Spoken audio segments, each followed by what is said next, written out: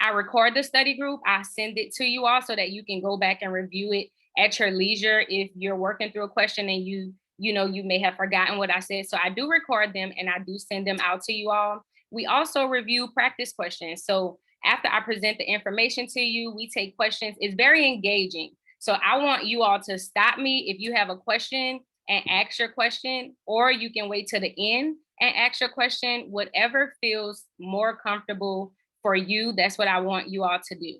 And so after the end of the session, after you've asked all of your questions, we'll do a practice test. So I'll share my screen and we'll actually work through questions together just to see if you all have really gained the information that if you've been able to understand it and how you would navigate these questions. These questions are literally, they will mimic the LMSW exam. And that's normally how it works. I send all of that to you all afterwards in a along with the study guide that I review. So we'll go ahead and get started. Again, I'm sorry for the confusion to anyone, but we are all good now. So we are going to go ahead and get started. Everyone is on the call. So the first thing that I always want to start off with is what to consider. So when you're thinking, and this would apply for crisis intervention, it would apply for whatever the question is asking you.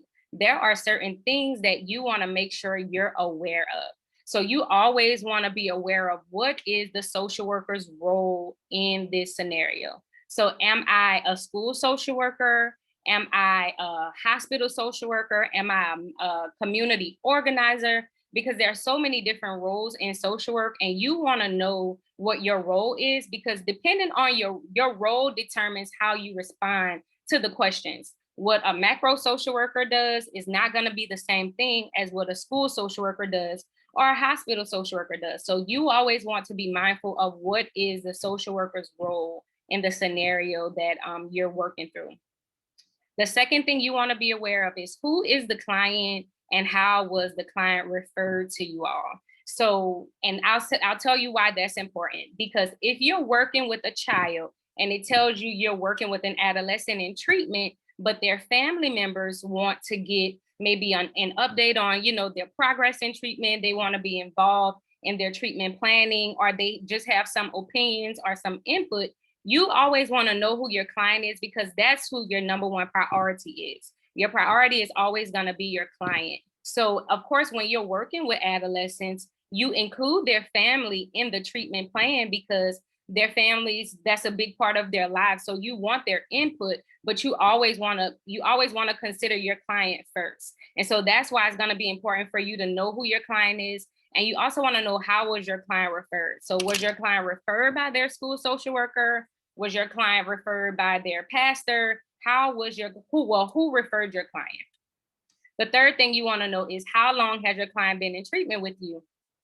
And most times you'll find that in the scenario, it'll tell you the social worker has been working with the client for 6 weeks, or it'll tell you the social worker is conducting a biopsychosocial assessment for a new client. It's telling you that that's a new client. And the reason why you want to know how long you've been working with that client is because that'll let you know if you built a rapport with that client.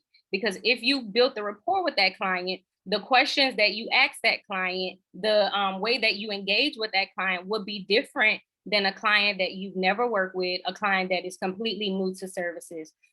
So time matters. And so those are the three things that I always tell you, whether it's crisis intervention, whether it's ethics, regardless of whatever the subject is, those are the things that you want to be aware of when you're working through those questions. And so let's get down to crisis intervention, because that's what we'll be talking about this month. So crisis intervention literally is the main reason why people come into therapy. When you think about it, these people have been going through their life. They've been in what we call homeostasis. So they've had this balance in their lives. They may have had, some stressors that have occurred, but they haven't had any event that has literally just like interrupted their that balance. But when you see clients coming into therapy, most times those clients are in crisis, which means that something major has happened and it's interrupted that balance. And some of those things could be a client may have lost a family member, a client may have lost a job, client may be going through a divorce.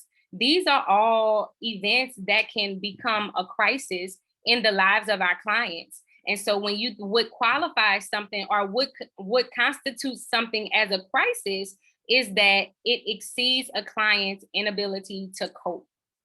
So the coping skills that they've been using in the past, let's say, you've been stressed out, but you exercise, and exercise helps you. But something now has happened where exercise is no longer working. I'm in crisis and I need help.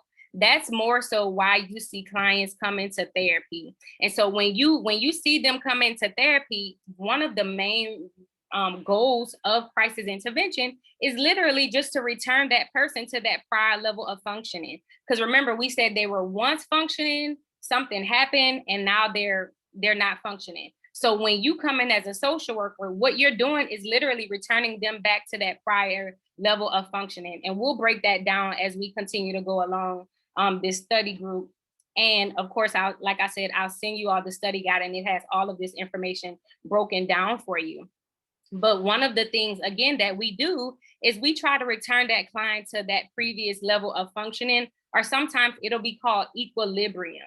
But that's what we want to do as a social worker working in crisis intervention. And so we'll go down and determine how is it that we do that. So we know what we want to do, but what is the method that we use to get that client back to their prior level of functioning? So the next thing I want to say is, how long is crisis intervention? So when you think about it, a crisis is not something that's long term. So a crisis is something that can last anywhere between 2 days to 6 weeks. So a crisis is something that happens in a short amount of time. So that's why it's so important for social workers to come in, quickly build that rapport with that client, and get working on those goals to return that client to the previous level of functioning. So again, a crisis can last anytime, anywhere between 2 days to 2 weeks. So when you think about how many sessions that looks like with the client, normally that's about 1 to 6 sessions, and then that's it. So when you think about crisis intervention, it's a brief form of therapy. It's not something that's ongoing. It's not something where we'll see clients in crisis intervention therapy for 4 months. No, this is something that's brief. We're going to see these clients between one test session to 6 sessions, because remember, our goal is literally just to restore them back to their prior level of functioning. Does that make sense to you all? Okay. Yes. Yes. All righty. Hey, Shelly, I didn't know you were on this call. I knew that was you, but I didn't know that was you. Okay, so back to what I was saying.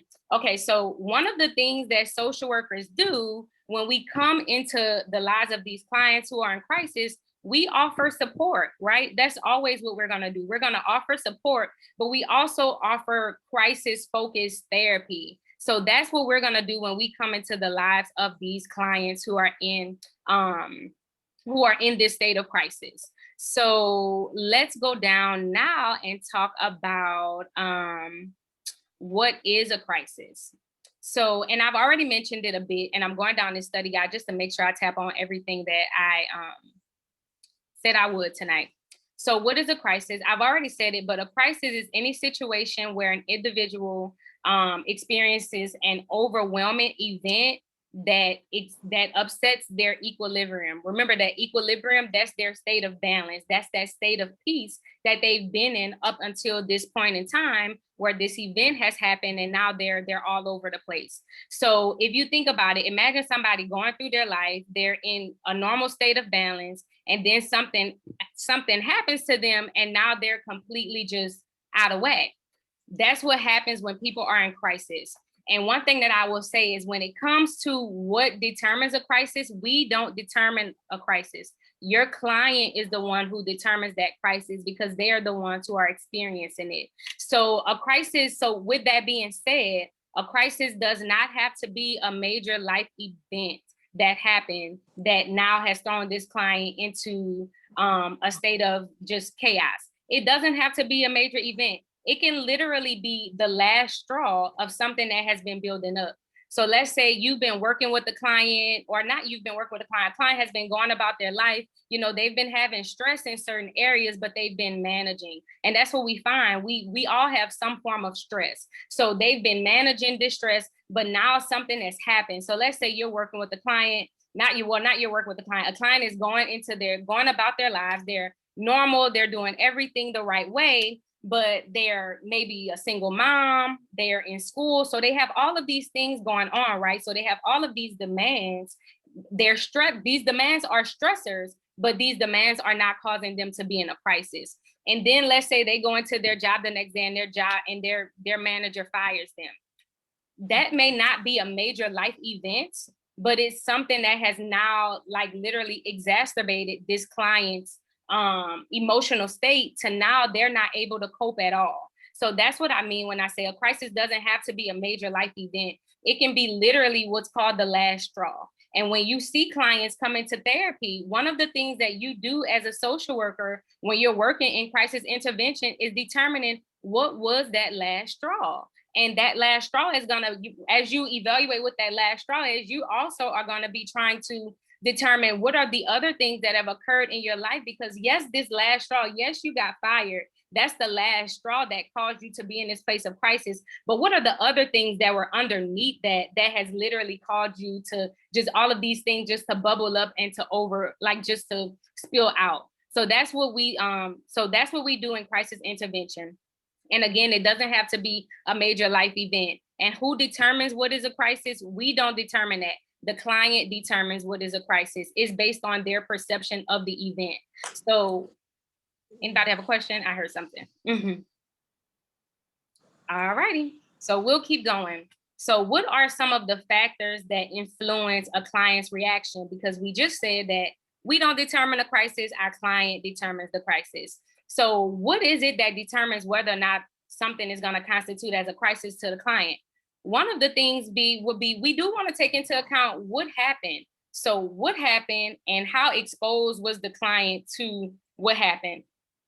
So maybe it was something where it was like a school shooting that occurred, and you're assessing your client to figure out, okay, what is it that happened? And not only what happened, but how exposed was your client to this stressor? Was your client at school that day? Was one of your client's friends harmed in that school shooting? These are some of the things that you're going to assess. Well, these are some of the factors that influence how a client responds to that event that causes them to be in a state of crisis. Another thing, you want to look at what were your supports and your coping mechanisms before this happened. So one of the things that I mentioned in the beginning was when the clients are in crisis is because whatever their coping skills that they were using before they were in a crisis, they no longer work anymore. So one of the things that you do when you're assessing that client, what were those coping skills? So what were you doing up until this event happened to you? You also want to know, what are your support systems? So who do you have in your corner?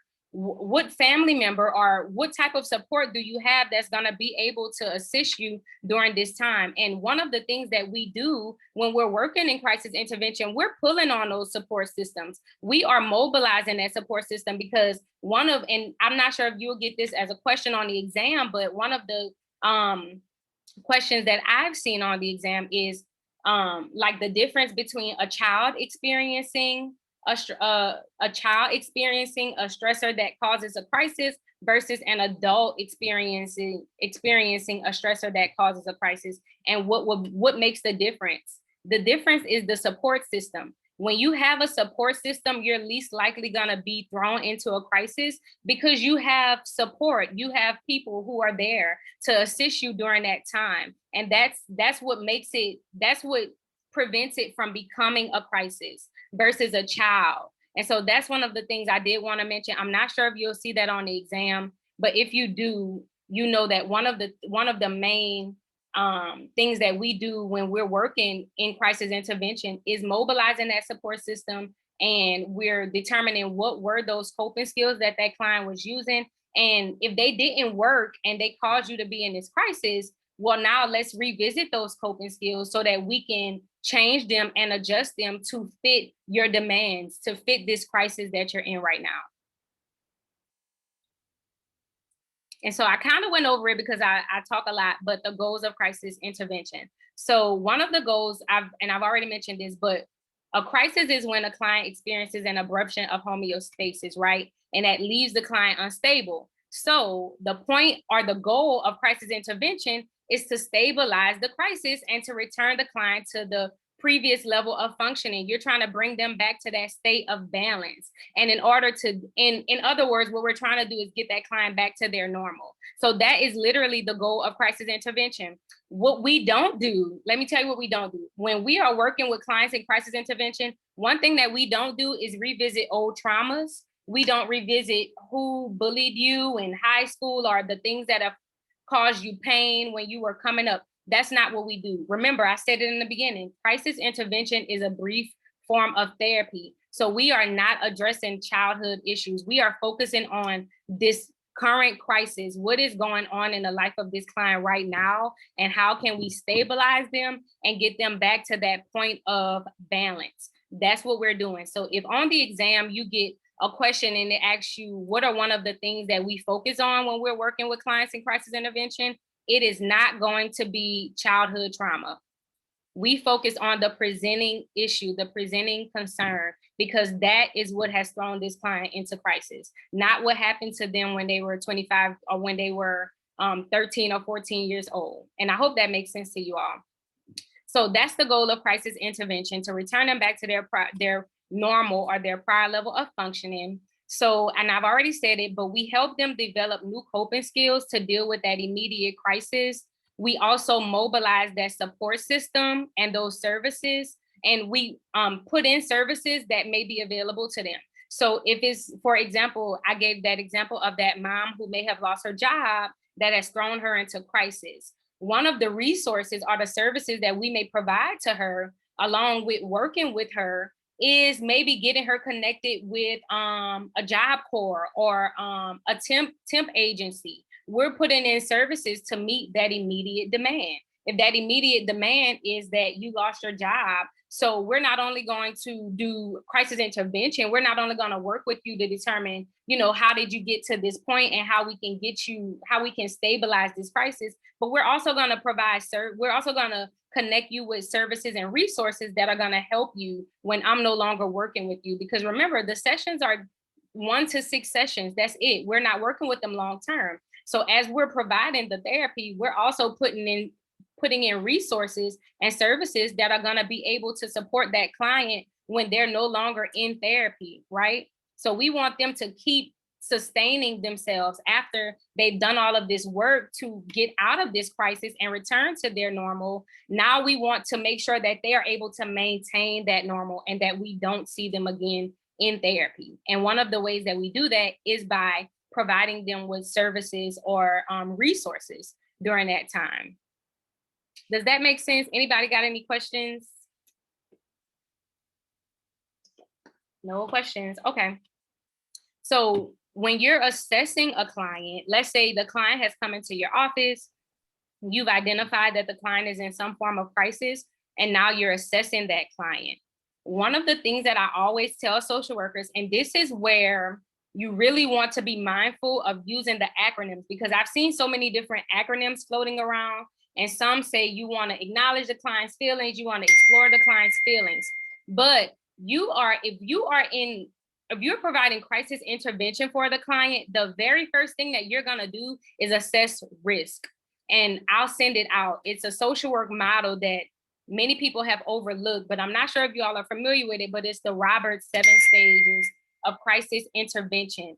And one of the things that we do when we're working with these clients who are in crisis is assess for risk. We want to make sure you're not at a threat. You're not, you're not a threat of harming yourself or someone else. That's the very first thing we're going to do. We're going to assess for risk. And after we assess for risk, then we're going to do our assessment. We are going to assess what's happened in this client's life.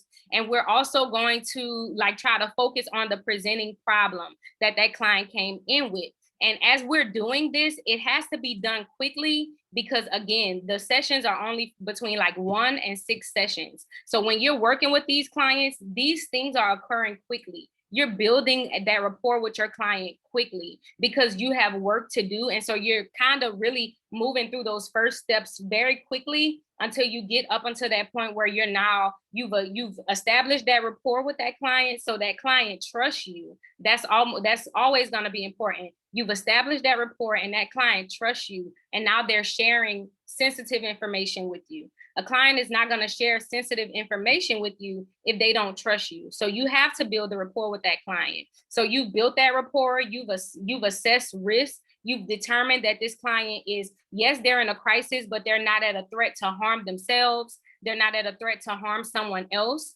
We've conducted our assessment, and now we're getting to the point where we know what the problem is. Now we're planning. Now we're determining how are we going to get this client back to their prior level of functioning. And we do that with the client. I always say this, and you probably already know this, but we don't work for the client. We work with them. So the client is considered an expert in their lives. So we take into account what this client is saying. We take into account what this client wants. What are their goals? And that is where we start. We meet the client where they're at, if that makes sense to you all.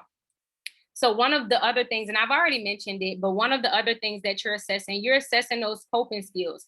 Again, what was the client doing before this event happened? What coping skills were in place? Because they're not working. And so what we have to do is we have to review those coping skills, assess them, but now let's try to adjust these coping skills. Let's try to implement new ones to meet this demand, to meet this crisis that you're in and help you overcome. And this is why I say be very careful when you use acronyms, because literally when you're assessing clients, you are not going to be, the first time you meet them, you are not going to be allowing them to go ahead and express their emotions, and and you're not exploring those emotions. That's not the first thing you're doing. When you get a client and that client comes to you in crisis, again, that very first thing you're thinking about is assessing risk. You're making sure that this client is safe. This client is not going to harm themselves. Literally the fourth step, and I'll send you all the study guide again, so you know that I'm not lying. I'm not making this up.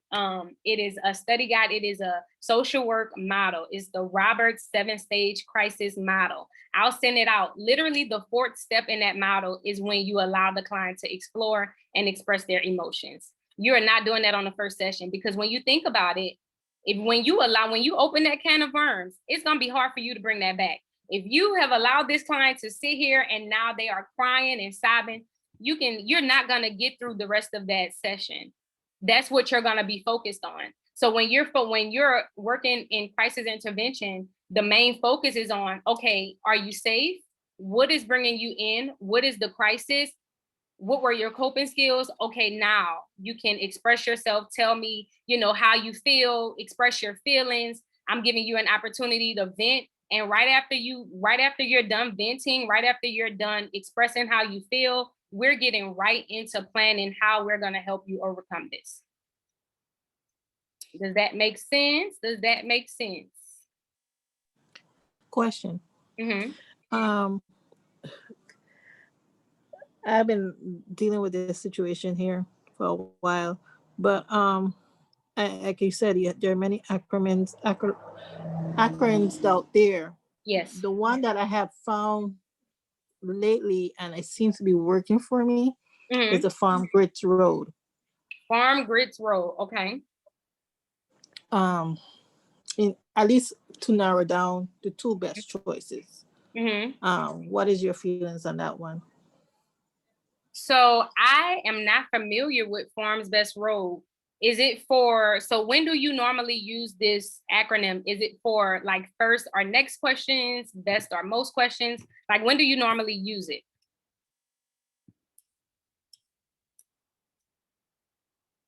I'm sorry. You're fine. I use the Farm Grits Road. I'm pulling out my stuff. Okay.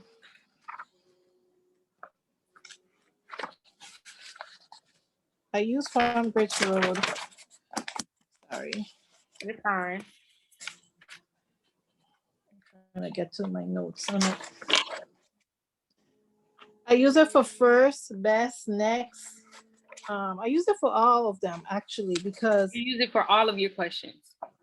For most of it, yeah. Okay. Um, even the not ones, because in it you you focus on it, you farm Birch Road, it focus on the past unresolved issues. It you what you don't do, um, the advice, recommend for support group if needed, especially if there's some sort of bereavement, making appointments, because basically you're supposed to be the best social worker out there. Right. And Um, so I think the part that's confusing you is, so they have all of these different acronyms, and my one first concern is that you can't use one acronym for every question, because you don't know what kind of question you're going to get, and all of the questions are not the same. So some questions are going to warrant you to assess for risk. Some questions are going to warrant for you to refer out. Some questions, the questions are not cookie cutter. And so that's why what I tell social workers is, you can have the acronym if you're stumped on a question and you're like, I don't know what to choose. You can use that acronym to choose the best answer, but you want to know why you're doing something. You don't want to just be choosing from a list, because what you'll find is that you're choosing to, you're choosing to assess risk, or you're choosing to acknowledge feelings. Like in this case, this is a crisis model. This model is designed to help people who are in crisis. If you're using an acronym, you're going to miss that. You're not going to assess for risk first. You're going to acknowledge feelings. You're going to be exploring feelings. You're going to be doing things that are not right to do as a social worker when you're working with a client in crisis. Does that make sense? Because when it comes to crisis intervention, and I said it in the beginning because I heard you did say in the acronym that you use, you are, reviewing or assessing like past childhood traumas or something. I'm not sure if that's what you said. I thought it was what you said. But in crisis intervention, we are not assessing past traumas. We're focusing on the crisis. And so that's why I don't encourage social workers not to use the acronyms, but I encourage you can have the acronym in your toolbox, but you also want to know the content. You want to know why is it you're doing something. And so when you're learning about something like crisis intervention, what you're learning is sometimes going to be different from the acronyms, because what you would do with a client who's in crisis is not something that you would do, with the client who's not in crisis. There are clients who you're going to work with. Those clients are not in crisis. And so they don't have an issue. They don't have a concern with suicide. They're not suicidal. They may be coming in there because they want help. They have some relational issues and they need your help with. Of course, if a client is coming to you and they have these relational issues, then you may choose a social work model that addresses those childhood traumas, because most relational issues they're formed by how in our early childhood experiences. So if that makes sense, you always want to be mindful of, that's why I say you want to be mindful of what is bringing that client into treatment. Is it a crisis? If it's not a crisis, then we don't use the crisis model, if that makes sense to you. Does that make sense? I hope it does. okay. Diane. Thank you. No problem. And so that's why I always say you want to know what brings your client into therapy. If it doesn't tell you that your client is, so these are some of the things that you want to look out for to determine, because not all the time will it say the client comes into therapy in a crisis. It's not going to always tell you that, but there are things that you can look for to determine whether or not you need to start using a crisis model. One of those things is, has the client experienced a recent loss? It may tell you on the test that you're working with the client has lost their job. Client has recently lost a loved one. So the client is dealing with grief and bereavement. That's something that you want to start assessing. You want to first start assessing risk, because this client has suffered a major loss. Another thing, you want to look at whether or not there's change. It's called changes in their biological functioning. And what that means is that, has this client changed the way that they eat? And have they changed the way that they drink?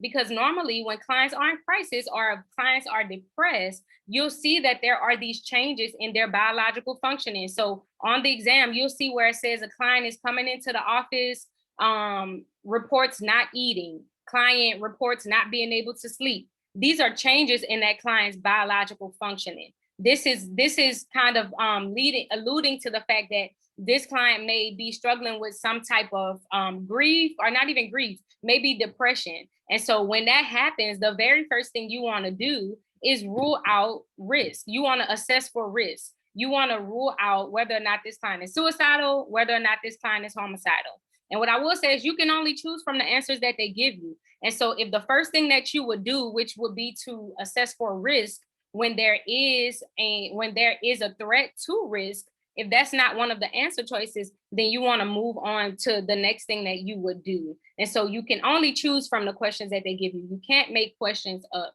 And so that's why I always say you want to be careful and be mindful of the model that you're using, because the example that I gave about the client coming in for a crisis versus a client coming in because they just they're having some relational issues and they feel it's related to like maybe some childhood trauma that they haven't addressed and healed from. You're not going to be using a crisis intervention model because that client is not in crisis. You will be using a different model. And most times they'll let you know, like if it's something like that, the exam will let you know what type of model that you're using, because one of the models, the best model to use when you're working with a client who is, having these relational issues would be like the Freudian model. It would be like the psychodynamic theory. That's one of the models that you want to use when you're working with clients who have these unresolved issues, because that's what Freud believed. Freud believed that everything stemmed from childhood unconscious experiences that we've suppressed.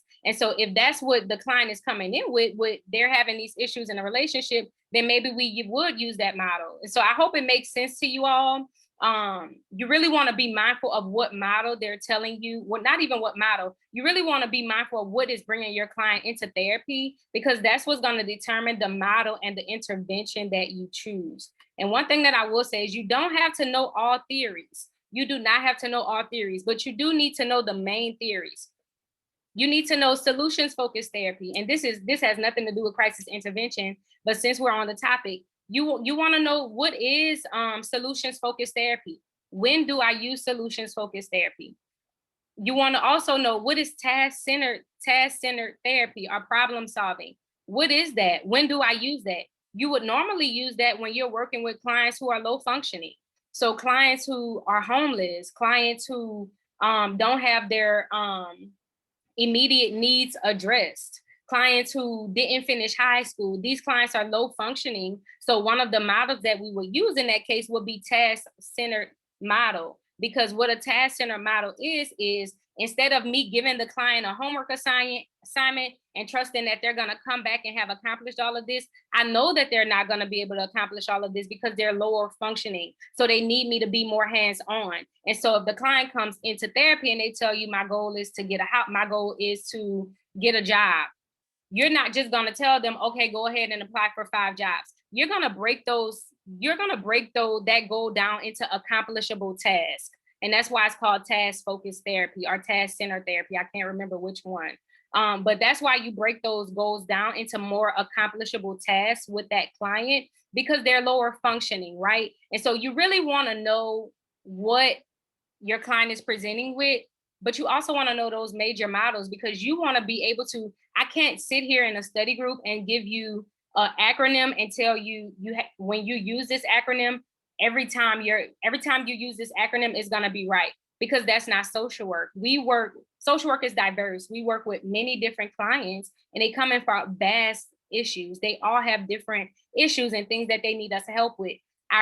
So you really want to know those major models so you can be able to really determine on the exam what's the right one. And what I'll do is this is a crisis intervention group, but what I'm going to do is send you all I have a study group that I created for theories so that you can really look at that and determine and really get a better understanding of what theory will work best for what client. So like I said, task-centered would work back better for those lower functioning clients because the social worker is more hands-on and has broken these goals down into small accomplishable tasks for those clients. You also want to know what are the theories or the models that work for higher functioning clients? What are the theories that work for clients? What are the models that work for clients in crisis, which is the Roberts model? So I'll send that to you all so that you can really study that and really learn that.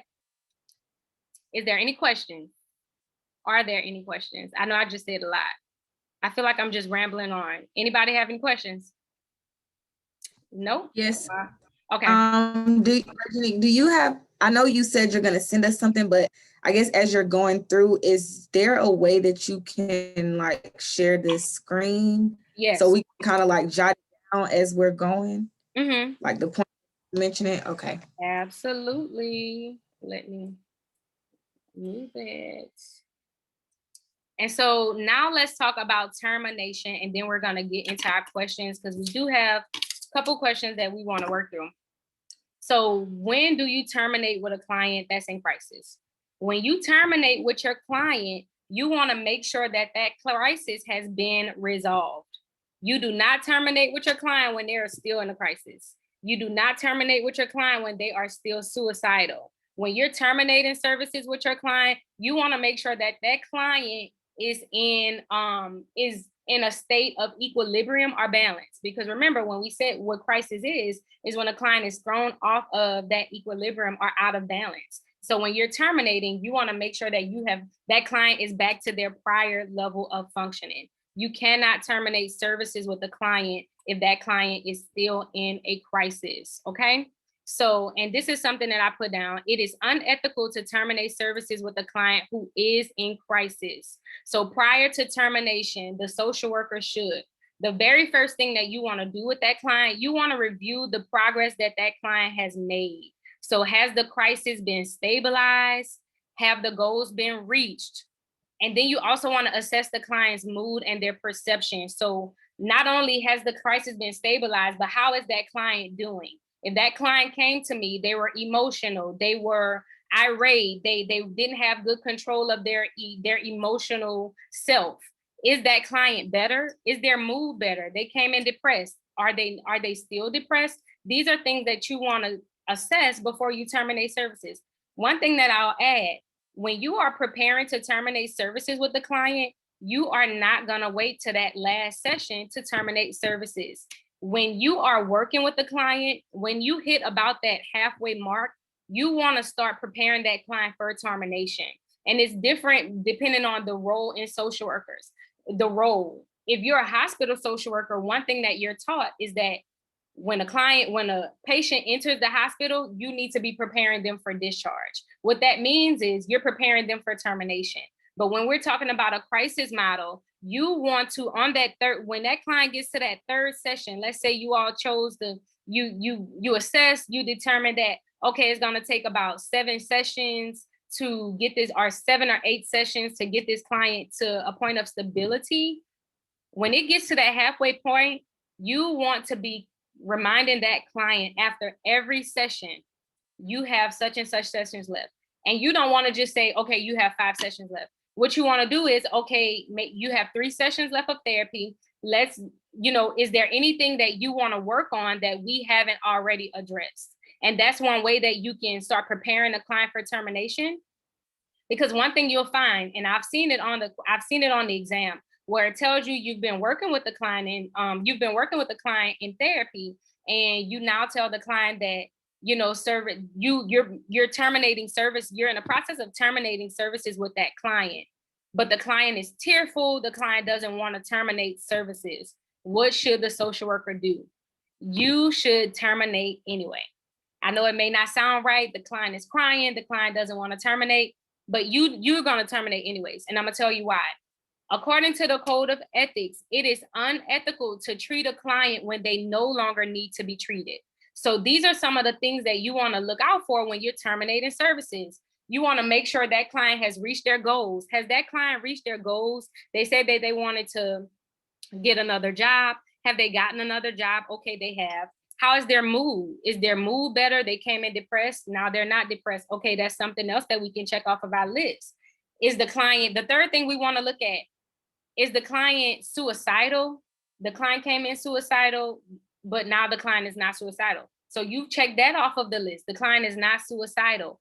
If it's not telling you that the client has a reason to still be in therapy, you have to go ahead and terminate services. And when you think about it, when we talked about it in the beginning, when clients come into therapy, their lives, you know, we come in as fairy godmom and we're waving this magic wand and we're fixing all of their problems. When we're telling them, okay, we're terminating services, you are no longer in need of services, of course they're going to object, because we have come into their lives and we've helped them make things better. So there's going to be some anxiety, there's going to be some fear associated with terminating services. But if it doesn't tell you that there is reason for continuing services with that client, if it doesn't tell you that that client is suicidal, you have to move forward with terminating. And I've seen on the test where actually, what should you do? And one of the answers has been refer the client to another social worker. We are not going to refer that client to another social worker because we don't have reason to. We don't have reason to. If the client had an issue and we felt that that was necessary, then that's another story. But if all it's telling us, all we can go with from the scenario is what they tell us. If all they're telling us is that we're in the process of terminating services and the client is tearful, stating that they don't want to terminate services, what should you do?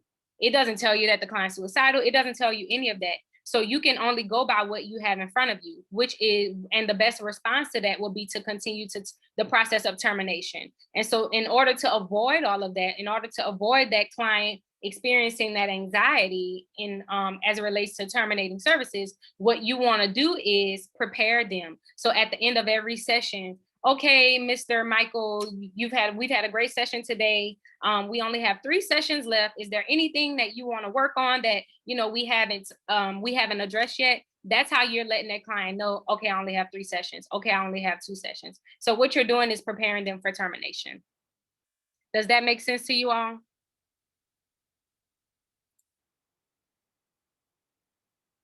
And so now we are going to. I feel like. Go ahead. I feel like that question is really almost like a trick question. Mm-hmm. Explain to me, why do you think it's trick? Because I think I've seen that question before, you know, and I answered it, and it's like to continue services. I think I answered to continue services for the client. And so you're not by yourself when you say you answer that question, to continue services. But the only time, according to, and so you really, what I recommend you doing is really reading the Code of Ethics, because the Code of Ethics well, of course, the Code of Ethics guides social work practice. Everything that we do is based on our Code of Ethics. The intervention we choose, how we engage with our clients, when we refer our clients out, it's all guided by the Code of Ethics. So if you're working with a client and that client came in, they were a mess, their life was all over the place, they were in shambles, you came in as a social worker and you helped them get all of that back into order. Of course, there is going to be some anxiety when they're terminating services, but this is the Code of Ethics talking, not me.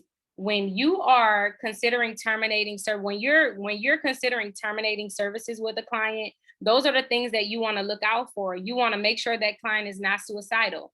You want to make sure that client has reached their goals that they said they were going to reach. And then you want to also make sure that client, how is their mood? These are things that you want to evaluate. But just anxiety associated to terminating services is not a reason for us to continue working with them. Because when you think about it, if you're working with a client solely because they don't want to lose you, then that's not, we're no longer providing social work. That's a relationship.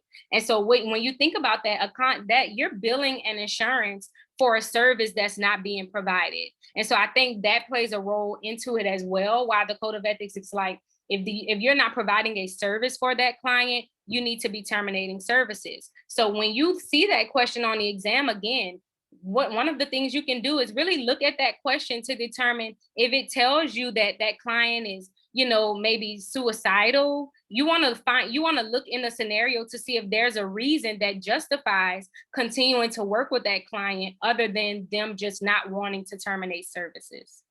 Does that make sense? Yes. Yes, Okay. thank you. Makes sense. problem. I understand. Okay. And it is a trick question. It is a trick question.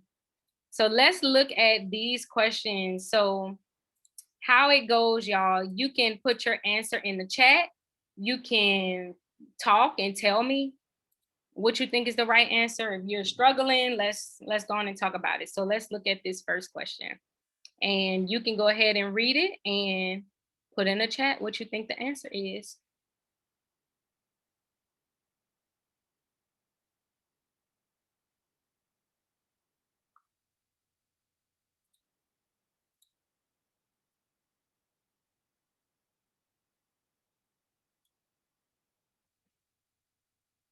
So we have 2 people have answered.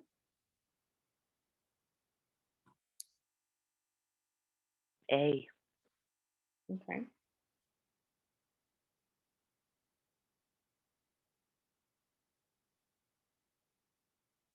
That's the right answer, guys. The answer is A. When you get a client and they're telling you they're having thoughts of suicide, the first thing you want to do is determine what are those thoughts that you're having. Do you have a plan? They say, yeah, I have a plan. I'm gonna take some pills. Okay, they say they have a plan. And then you want to ask, do you have the means? So you have the thought, you have the thought. So you are suicidal, you have the suicidal thoughts. You know how you're gonna do it. You're gonna take pills. Then you also have the means. So you have the actual pills that you're gonna use to commit suicide. And so if that's the case, then you want to pursue involuntary hospitalization. If you're in my study group, you saw me post a question and it was a first question. And in that question, it was a client who was suicidal, who had a plan, and who had the means. And it was the question asked, what would be the first thing? The first thing that you want to do, you want to give the client an opportunity, not a choice. You want to give them an opportunity to say, yes, I'll pursue involuntary hospitalization. At the end of the day, they're still going to the hospital, right? But you still want to give them an opportunity when it's the first question to say, okay, let me pursue involuntary hospitalization. You're not leaving them. They're not going home. You're just letting them say, yeah, I'll go to the hospital. And you facilitate that hospital admission. If they say, no, I'm not going to the hospital, then you pursue an involuntary hospitalization, because at the end of the day, the client needs hospitalization. The client is suicidal, they have a plan, and they have the means. So that's what you do in that case. Let's look at the second question.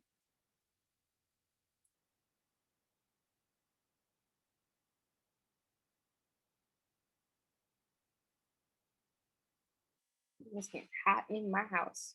Mm-hmm.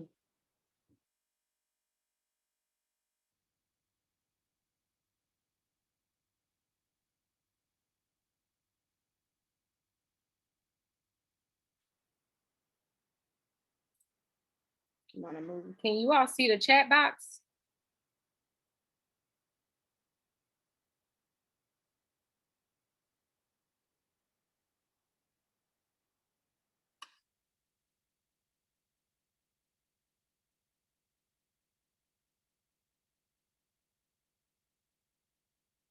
Can you make the screen a little bit bigger?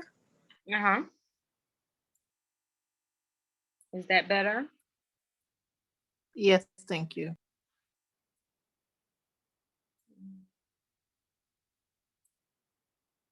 So we're on this question right here, guys. I'm on the fence about B and D. I'm not sure which one. Okay. So let's look at it. So we have some people in the chat say B. Cecilia is torn between B and D. So the answer is actually gonna be B. So good job. So so when you're conducting an assessment on a client, let's say the client comes into your office and you're conducting your assessment. if you as a social worker feel like you need to get records from a previous social worker to kind of fill in the gaps, let's say you're assessing that client and there's some things that are not adding up, there's some inconsistencies in the client's story, or even if the client may say, you know what, I've attempted suicide in the past or something like that, and there's a need, what you want to look for in the scenario is a need. So all it's telling us is just presenting us with a scenario. It's just saying that we're treating a client and we find out that the client was seen by social workers in the past. What should we do first if he doesn't want his records released?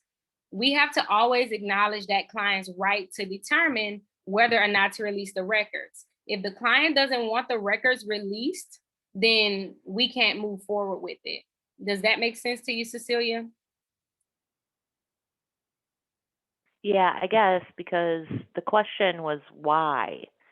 And that was, it's strong in the deaf community. They love asking the question why. Mm-hmm. And so they like to know, there's a lot of isolated folks. And so they're nosy. They want to see what other people are doing. It's a small world, a small community. So it's just a tendency in our culture to use why. And so that's why I was looking at that. And I was like, right, got to respect the client's wishes. Mm-hmm. Yep. And so that's a perfect example of how we have to, like, I know that you all probably heard it before, you're probably tired of hearing it, but when you're working on the exam, you don't want to work as like you were doing your normal day-to-day life. You want to work as you want to answer those questions as a by the book social worker. So that's how you want to approach those questions. Yeah, we would ask people, well, why do you do that? But when you think about, when you ask somebody, why are you doing that? It kind of sounds accusatory, like it has a negative connotation to it. If you tell me I went and got some ice cream and I say, why'd you go and get some ice cream? You may genuinely want to know why I went and got ice cream, but how it sounds, how it's being presented to that client is it was a bad decision to go and get ice cream, if that makes sense. So the answer for this one, nonetheless, would be to acknowledge that client's right to release those records. You're always going to do that. You're always going to acknowledge your client's right to determine what it is that they want to focus on in treatment and like the consents that they give. Let's say you really did need to get that, or let's say, for example, you were working with a child who was referred by his school social worker, and you needed those records you needed to speak with the school social worker to get a better idea of what's going on with that child. You need to get that informed consent from the parents, right? You have to get that informed consent before you go back and talk to the teacher, even if the teacher or the school social worker was the one who referred them. But if those parents don't want to give you those records, the first thing you would do is to acknowledge their right to the first thing you would do is to acknowledge their right to determine whether or not they want to release those records. It doesn't mean that that's the only thing that you're going to do. It just means it's where you're going to start. And so you're going to start with acknowledging that client's rights. And then you may explore their reasons for not releasing it, but that's not going to be the first thing that you do. So you always want to make sure too, what is the question? Like, what's the question asking me? So this is a first question. So at some point, all of these answers may be right, but it's not asking you what is the best thing. It's just asking you, where would you start? So let's look at this one.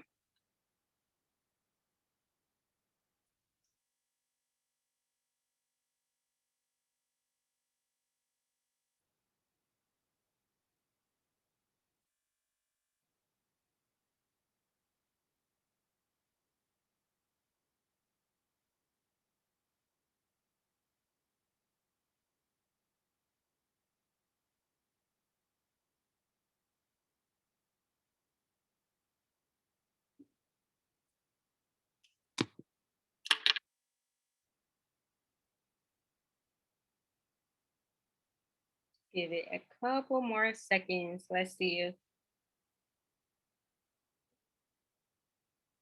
yes. So one of the things that I mentioned, I felt like I was rambling. I really felt like I rambled this entire session, and I don't feel good about that. But one of the main criteria that you're gonna use when you're determining who determines what is a crisis? Let's just say that the client. So remember, it doesn't have to be a major event. It's just how that client interpreted this situation. That's what determines what a crisis is. So let's look at the next one. All of the following are goals of crisis intervention, except, so which one of them is not a goal of crisis intervention?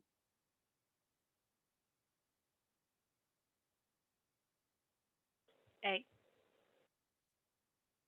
Okay.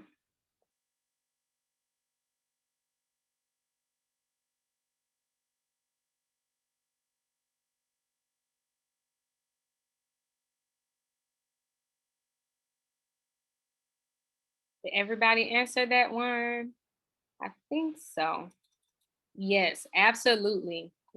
That is not what we're doing in crisis intervention. We are not helping that client address those traumas. That would be used with another model, but not with a crisis intervention model. Remember, our focus is on what is that crisis? How can we stabilize that client?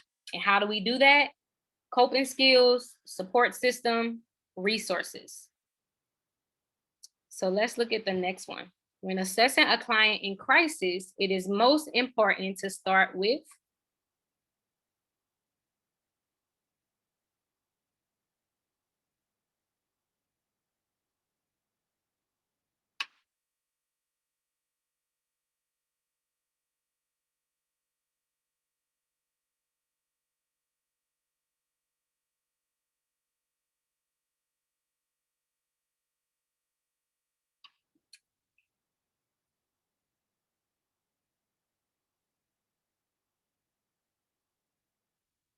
Did everybody answer that one?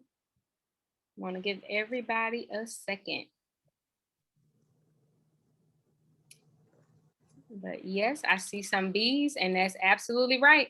We're gonna do that lethality assessment. We're gonna be assessing for risk, making sure that that person is not in danger in that moment, so that we can begin treatment. We remember we are not gonna be allowing that client to express how they feel in that first session. That's not the first thing that we're gonna focus on. Let's look at the next one. I'll let you all read this one.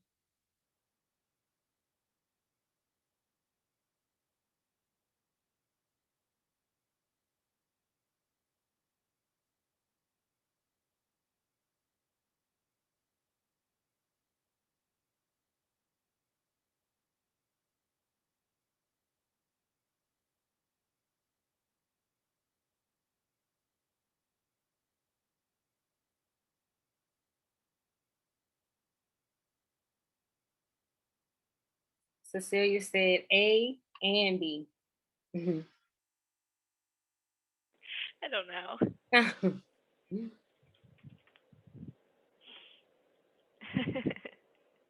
So this is quite concerning. I'm not sure. So in the next session, what we're gonna discuss is called TerraSolve. It's the TerraSolve ruling. And what it says is you have it kind of applies to this question, but then it doesn't, but it's a form of crisis intervention. What it says, this ruling states that if there is an identifiable person that your client says that they're gonna harm, you have a duty to warn that person. So that means that you will break confidentiality to warn that person. But we also know that anytime, for the sake of the exam, y'all, anytime where there's something in parentheses and this is what the client stated, the exam really wants us to focus on this. If it's in parentheses, it's to be taken literally. It literally came out of the mouth of the client, and we have to go on what they have stated. So if this client says, I'm doing better now that I know how I'm going to get him back, the very next thing that we're going to do is clarify, what do you mean by that? Because remember, we're assessing suicide, but we also assess homicide. We also make sure that you're not a threat to harm someone else. And so remember, we're not going to validate the client's feelings because we're concerned that there may be a threat to harm someone. So that's what we're going to focus on next, okay? I think I read that question too fast. I thought it was saying that I'm not going to get him back. Me too. That's why I chose B. But when I read it again, I said, oh no, that sounds a little weird. Slow down. And read those questions. Y'all, I can't say how many times people have come to me. Like I'm working with some clients right now, and they are literally speed racing through these questions and are missing them. And I'm like, you're missing out on pertinent information. So just slow down and just read. That's it. Because you don't want, this will be a question that you could get right, and you don't want to get it wrong. So let's look at the next one. We're probably not going to get through all of these questions. We started late, so we're going to go until about 8:15. But what I'm going to do is I'm going to send you all the recording. I'm going to send you the study guide, and I'm also going to send you this quiz. I want you all to complete this quiz because at the beginning of next session, we're going to work through this quiz.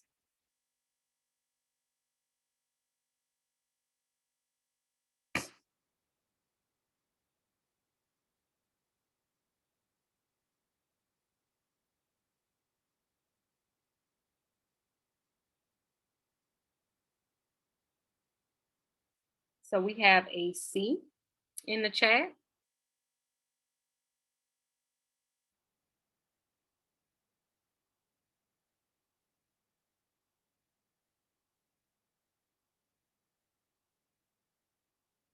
We have 2 C's.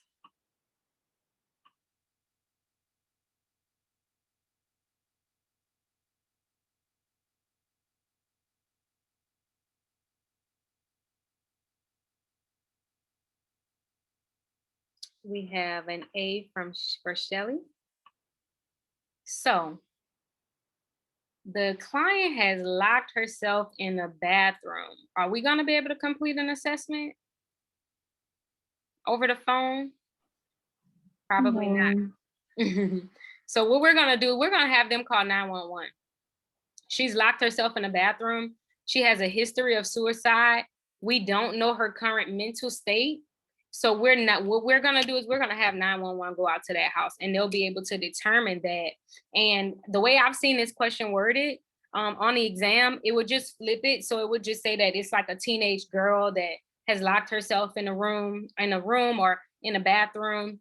But what you want to do is you want to have 911 go out, and they will take that situation into their hands and determine whether or not she's suicidal and get her the help that she needs. But we can't assess a client who's locked themselves in the bathroom.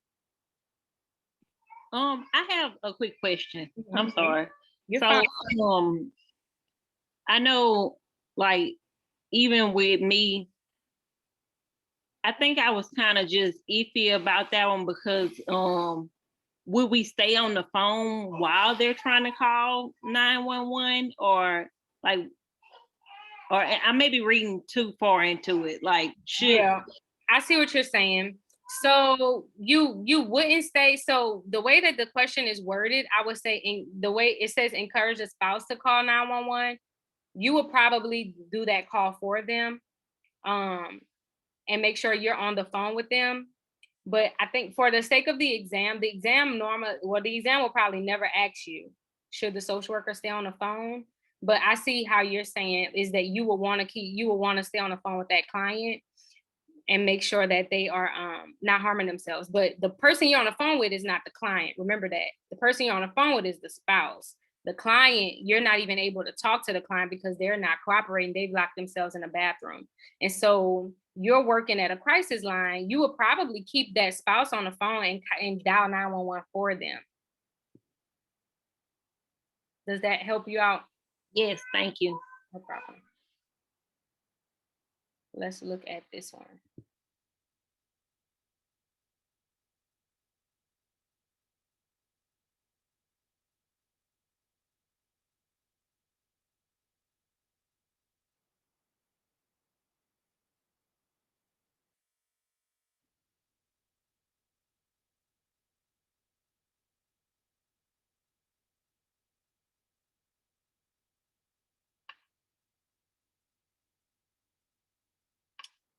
So I think what I said might have you all.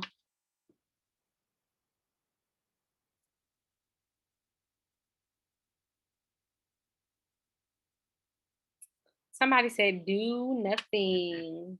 Is it Shaquila? Shaquila said do nothing. 2 people said warn the girlfriend. I was kind of stuck between I know because he's in a long-term facility, but also if he had a plan on what he'll do. Exactly. So we gotta make sure they have that plan. We gotta really assess. So one of the things that I just spoke about was Tarasoff, and I said if there's an identifiable person, then you have a duty to warn. But you want before you warn, you want to. So you still have to go through the appropriate steps, like you would do a client who's suicidal. So they want to kill themselves, but do they have a plan and do they have the means? So we would still go through those steps to determine whether or not this client has a plan to harm the girlfriend. They're in a long-term facility, so we take that into account. But still, if they have a plan and they have the means, we still have a duty to warn. So we wouldn't just do nothing because they're in a long-term facility. And for the sake of the exam, I will hardly ever choose an answer that will tell me to do nothing or an answer that will tell me to ignore. Because if the exam is asking you a question, they're testing your knowledge. They're testing what you would do in real life scenarios. So you want to make sure that you are always choosing either to assess or you're choosing an intervention, but you don't ever want to choose an answer that tells you to ignore something or to do nothing. And we'll stop right there. Any questions? Of course, I'm gonna send out the information. So I was writing down, and you all can let me know, because you pay for the study group, like, is there anything when it comes to crisis intervention that you all want more information on?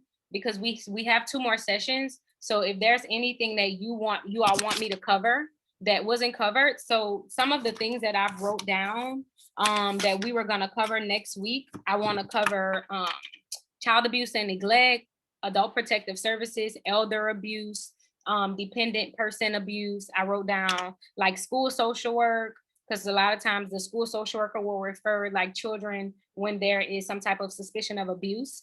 I also wrote down domestic violence, what we would do in those cases, Tarasoff, danger to others, self-harm, things like that. So if there's anything that I haven't mentioned that you all want more information on, you can let me know now. You can email me. You have my email. I have Cecilia's right email this time, so I'll be able to send her. The email. I don't know. But is there anything that we haven't talked about that you all want to make sure we cover in our sessions, or does that sound like it will cover what you expected to go over in crisis intervention? I love the